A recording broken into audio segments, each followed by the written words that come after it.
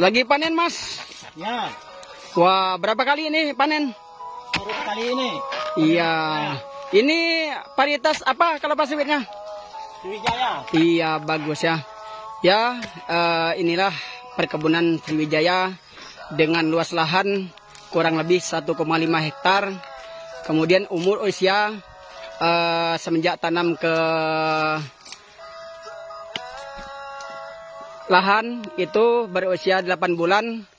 Sekarang ini usia panen perdana kurang lebih 28 bulan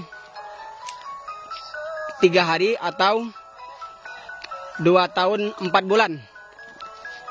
Kemudian perkebunan sawit Sriwijaya ini kita dapatkan benih kecambahnya dari Bapak Bustanil, yaitu selaku member atau agen khusus Kabupaten Bangka Barat yang mendapat kepercayaan dari perusahaan PT Bina Sawit Makmur, anak perusahaan dari Sempurna Agro.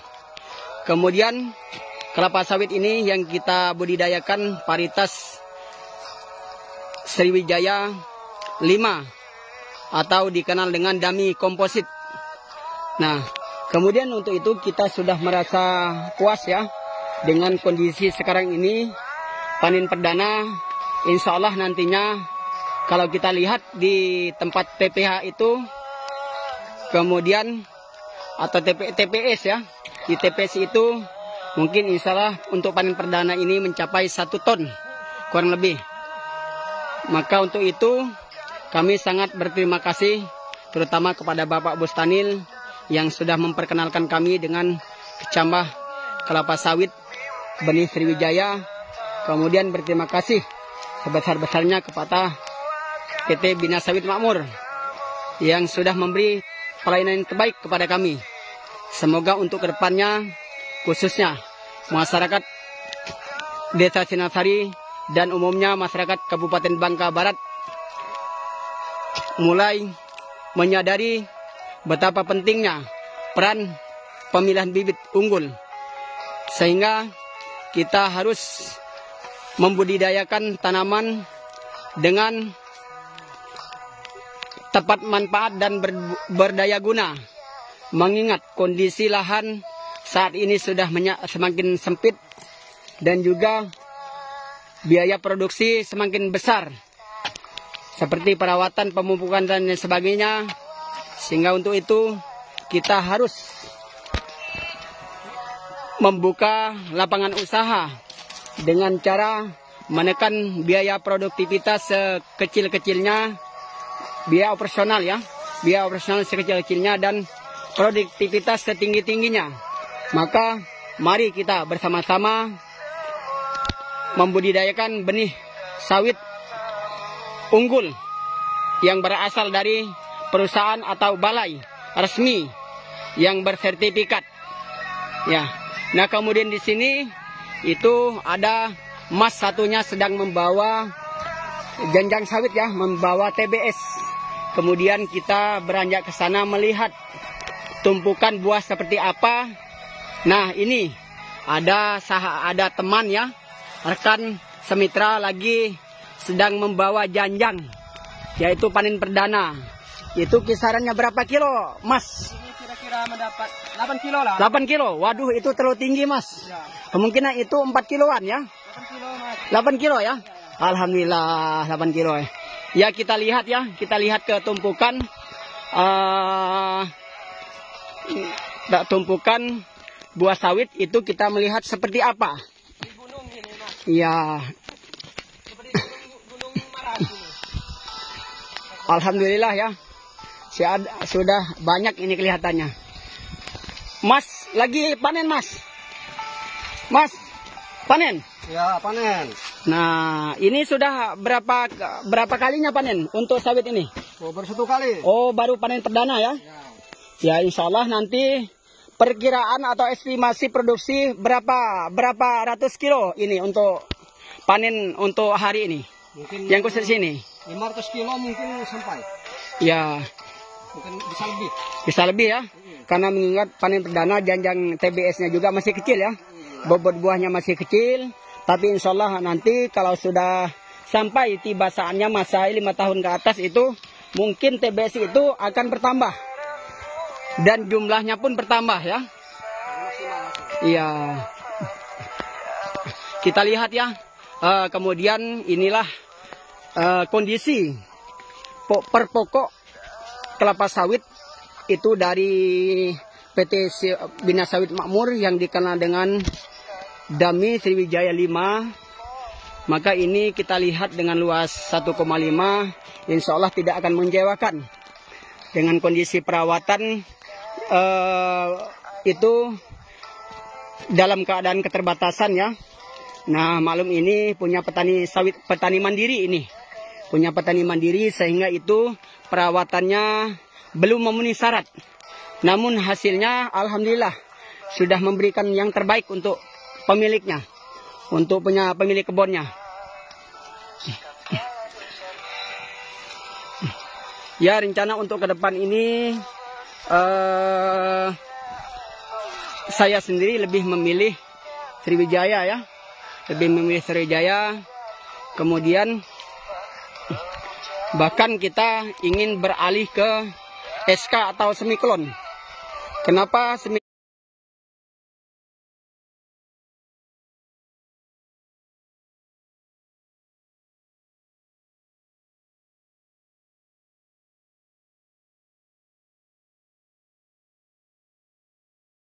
Sementara SJ5 ini kita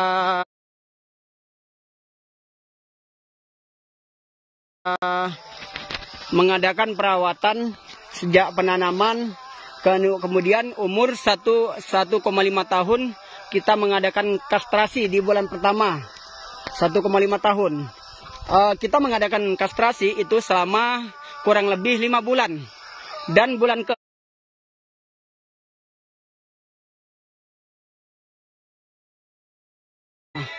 kita membuang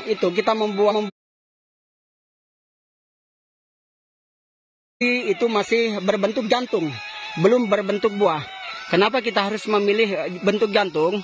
Karena kalau kita memilih bentuk sudah menjadi buah, itu kita pikir berapa energi yang sudah terkuras untuk membesarkan atau untuk menyempurnakan buah itu. Sehingga kita berpikir ada baiknya kita lebih memilih kastrasi di saat jantung. Nah, alhamdulillah ternyata hasilnya seperti yang kita harapkan. Ini ada Mas Pance ya. Mas Pance. Mas Pance ke sini, Mas Pance. Kalau Mas Pance punya kebun sawit itu menggunakan iya, Sriwijaya 5 juga ya ternyata. Alhamdulillah kita memiliki mitra ya. Iya. Punya Mas itu kurang lebih berapa pokok? Kira-kira 100 lebih batang ya. 100 lebih batang ya. Tapi kalau ke depannya insya Allah saya tetap memakai atau SJ5 atau semiklon, Pak. Ya, terima kasih banyak ya. Sudah memberi kepercayaan ke perusahaan yang juga sama memberi kepercayaan kepada kita. Mari kita bersama-sama membudidayakan tanaman yang sifatnya pertama langkah awal kita harus mengadakan pemilihan bibit unggul ya.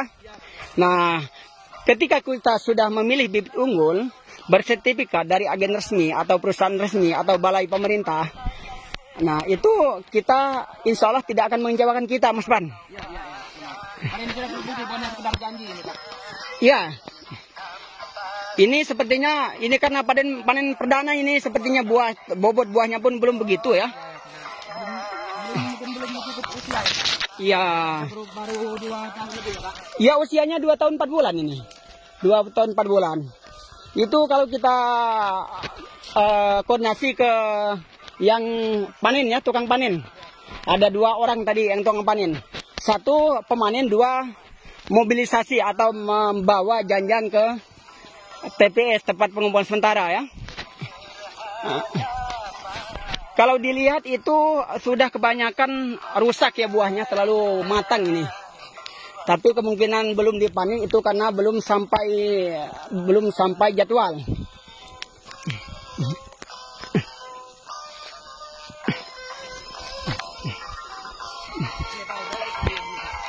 Iya. Tidak buruk ya. Tidak kayak buah tinggi 1 meter, Pak. Iya, alhamdulillah ya. Kalau buruk itu sepertinya kalau ada buruk itu kita ambil buahnya, singkirkan jauh-jauh dari pohonnya agar tidak mengandung jamur. Nah, kalau sawit ini sepertinya umur berapa? Umur 4 tahun baru diadakan pruning ya. Nah, kalau Mas Pan dulu bagaimana ketika kelapa sawitnya sudah mengeluarkan jantung, apakah menggunakan kastrasi atau tidak? Saya tidak, Pak. Oh tidak, kenapa tidak? Karena waktu itu kan tenaga saya tidak kuat, Pak. Oh, ya. Sebenarnya begini ya, kita kalau berbicara masalah operasional oke, bisa kita terima. Namun pada dasarnya kita merujuk ke hasil. Kemudian tujuan kastrasi itu pertama, kita memberi kesempatan kepada pokok atau batang umbi. Kita memberi kesempatan agar dia tumbuh dan berkembang dengan subur sehingga nanti banyak memberi selut untuk keluar bunga-bunga baru atau jantung. Nah, kemudian kedua, fungsinya agar ada keseragaman di antara satu sama lain per pokok tanaman. Nah, hanya itu sebenarnya tujuan kita mengadakan kastrasi itu.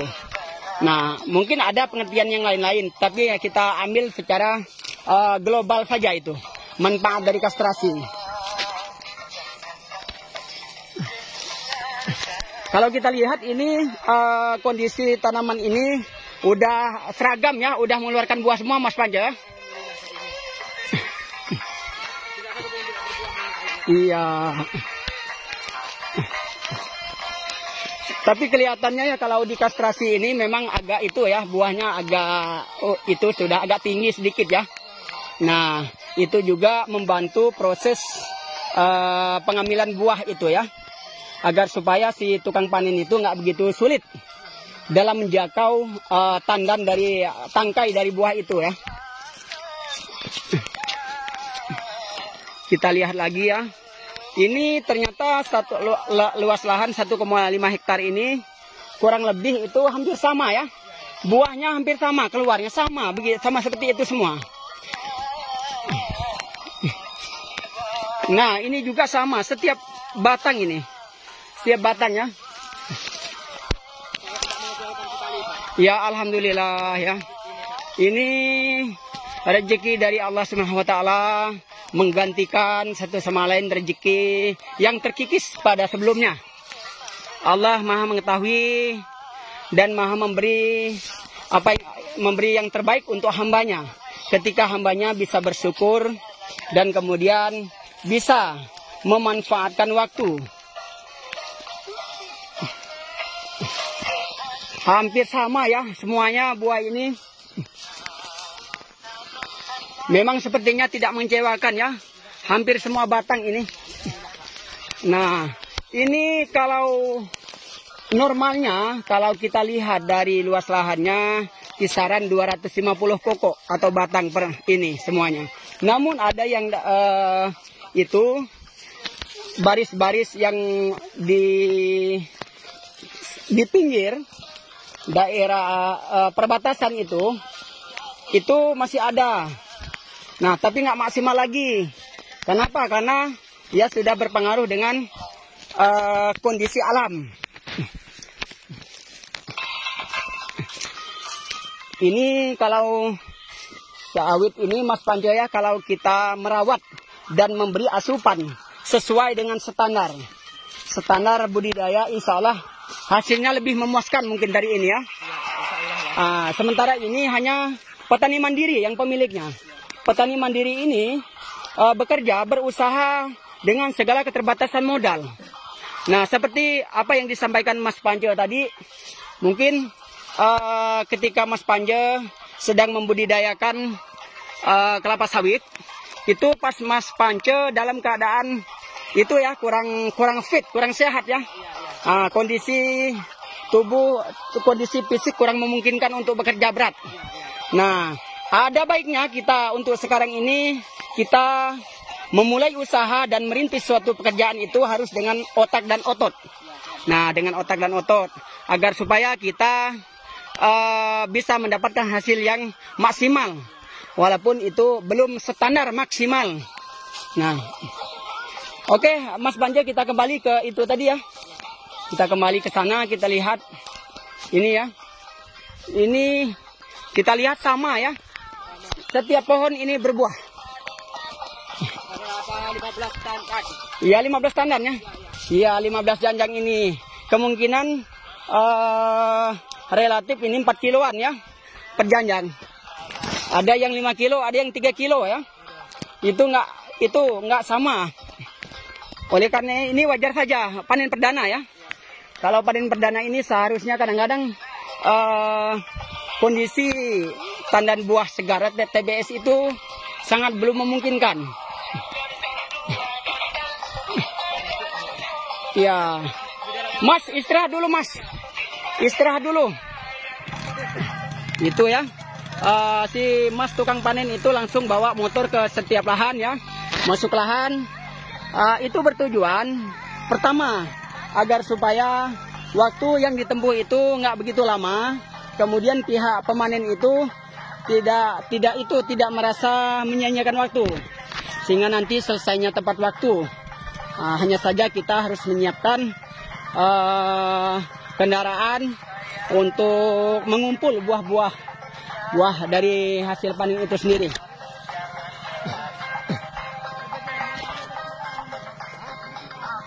Nah, ini memang benar-benar ya, kalau kita lihat dari kondisi kelapa sawit ini, memang hasilnya tidak mengecewakan karena setiap pokok atau setiap batang itu buahnya seperti itu semua ya.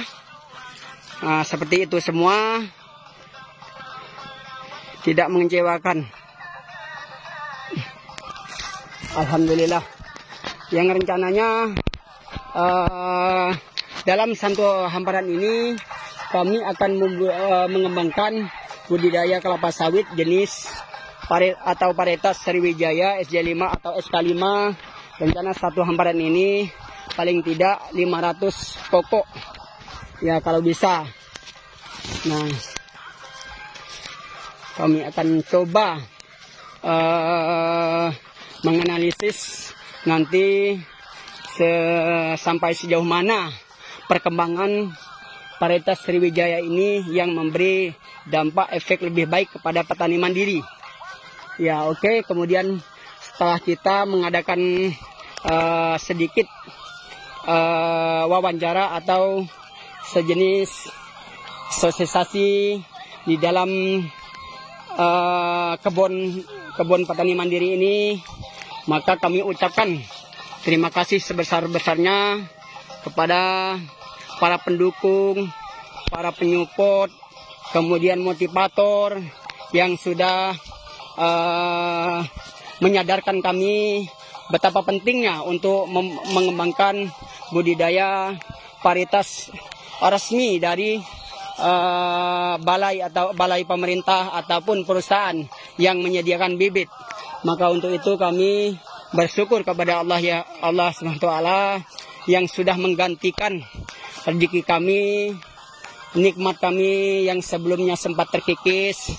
Nah, maka dengan hadirnya kelapa sawit ini, maka kami sangat bahagia dan bersyukur kepada Allah dan berterima kasih kepada 2 orang mas-mas yang tukang panen yang sudah setia dari awal. Dimanapun tempat kita berusaha membuka kebun kelapa sawit, mereka selalu setia bekerja dan semenjak dari membuka lahan hingga panen. Nah, maka itu kami ucapkan juga kepada mas-mas tukang panen kita, semoga mereka ikut merasakan dari hasil kebun kelapa sawit atau varietas Sriwijaya ini. Sekian dan terima kasih. Wassalamualaikum warahmatullahi wabarakatuh.